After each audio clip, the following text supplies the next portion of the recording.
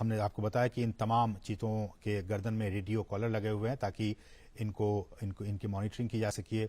और विशेष हमने बताया कि आपको चिनूक हेलीकॉप्टर के जरिए इनको यहाँ पे लाया गया।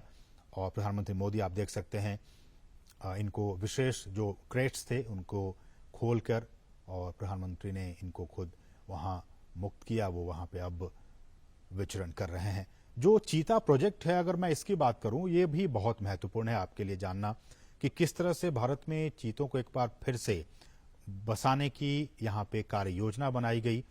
और इस योजना के तहत 5 साल में देश के कई नेशनल पार्क में ऐसी उम्मीद की जा रही है, जो हमारे वैज्ञानिक हैं, जीव वैज्ञानिक हैं, उनकी तरफ से ये कहा जा रहा है कि अगर ये ट्रांसलोकेशन और यहाँ पे ये सारी चीजें सही अनुमान के मुताबिक प्लानिंग के हिसाब से सब कुछ ठीक रहा तो आने वाले 5 से 10 साल में इनके जरिए और भी जो बच्चे होंगे उनको ऐसे उम्मीद की जा रही है कि 40 से 50 चीते पैदा होंगे और फिर उनको देश के अलग अलग नेशनल पार्क में फिर उन्हें बसाया जाएगा। बहुत ही महत्वपूर्ण। अभी तो सिर्फ ये 8 चीते कूनो नेशनल पार्क में आए हैं, लेकिन इन के बाद इनकी जब आबादी बढ़ेगी, ऐसी उम्मीद की जा रही है कि 40 से 50 के तादाद में इनकी आबादी होगी आने वाले 5 सालों में।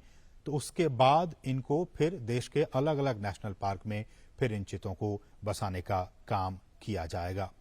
और इस कार्य योजना के जरिए जैसा कि हम कह रहे हैं कि भारत एक बार फिर दुनिया के सबसे तेज रफ्तार वाले जानवर चीता का घर अब बनने जा रहा है।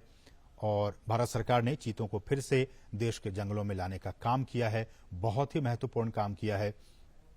और प्रधानमंत्री जैसा कि आप देख सकते हैं कितने उत्साहित हैं, खुद कैमरे के जरिए उन तस्वीरों को कैद करने की कोशिश कर रहे हैं। प्रधानमंत्री खुद भी चीतों को देश में लाने और इसे बसाने में निजी, बिल्कुल पर्सनल लेवल पे निजी रुचि दिखा रहे थे।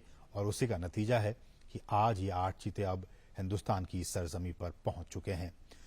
ये हम आपको बताएं, चीता आपने भी देखा होगा तमाम टेलीविजनों के जरिए, नेशनल ज्योग्राफिक पे, एनिमल प्लैनेट चैनल पे, कि किस तरह से ये जंगलों में रहता है। और ये एक मांसाहारी जानवर होता है। भारत से इसका लगभग 70-75 साल पहले खात्मा हो गया था।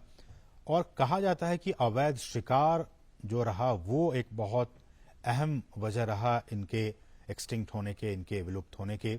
ज्यादा शिकार, और ये भी कहा जाता है कि जो चीतों का जो नेचुरल हैबिटेट था उनको भी काफी नुकसान पहुंचा था, इसलिए धीरे धीरे विलुप्त हो गया। बहरहाल देश में चीतों को फिर से लाया गया है और हमारे जो जंगल हैं उनका जो इकोसिस्टम है, उनका जो पारिस्थितिकी तंत्र है, ये अब उनके लिए वरदान साबित हो सकता है।